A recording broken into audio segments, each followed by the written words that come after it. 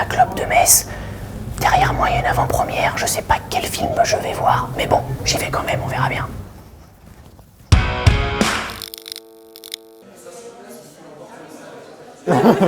Alors, faut me dire tout. Mais si, tu es qui? Qu'est-ce que tu vas voir ce soir?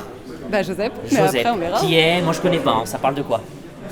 Bah de la guerre, mais après j'ai pas trop regardé. Moi justement, je vais tout découvrir devant le film. Ouais. Vous allez voir Joseph? Ouais. Qu'est-ce qui vous a donné envie d'aller le voir ce soir en avant-première? C'est un film Grand Est. S'il y avait un mot peut-être pour donner envie aux gens d'aller le voir. Moi, ça serait surtout sur la technique d'animation, voilà, sur la technique, mais au service d'une émotion et d'une histoire qu'on connaît pas. Ouais. Mais c'est vraiment, voilà, les dessins sont vraiment très très beaux. Il y a plusieurs types d'animation, on va dire, et même des fois de la non-animation presque, qui est intéressante aussi en elle-même. Ouais. Donc voilà, ça serait vraiment ça. Et puis beaucoup d'émotions quand même. Ah bah tiens, on se retrouve. Ah, c'est merveilleux. Ah bah... Amy. Maxence par contre n'avait pas été interviewé. Amy, bah moi c'est bon, j'ai retenu ton prénom. Hein. Super, trop bien. Ouais, on est suivis là Emmanuel. Mais non, c'est par ici. Ne te trompez pas de salle parce que là le film à côté il est nul. Ah d'accord. Bonne soirée. Je suis rangé G moi. Non bah c'est pas là. Je me suis trompé. C'est là. On se retrouve tout à l'heure.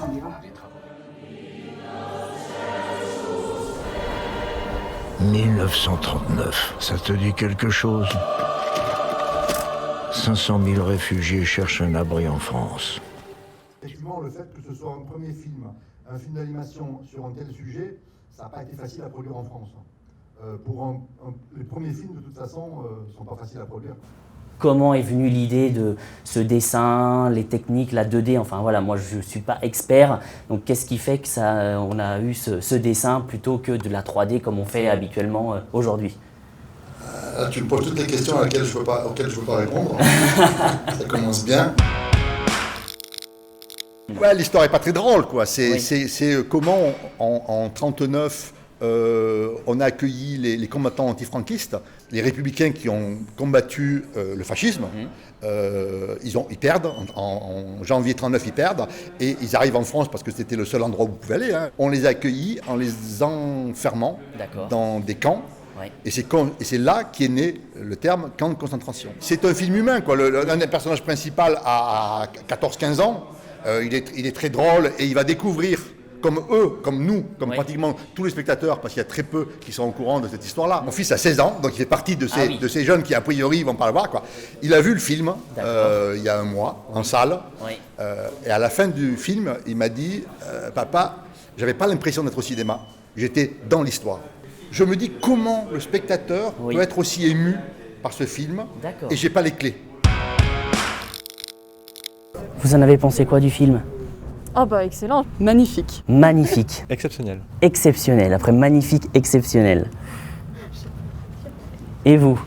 Qu'est-ce qui ferait que les spectateurs auraient envie de voir ce film? Pour quelles raisons? C'était très surprenant d'apprendre des morceaux d'histoire de France qui ne sont enseignés nulle part et qui devraient clairement l'être parce que ça donne pas une image très jolie de la France.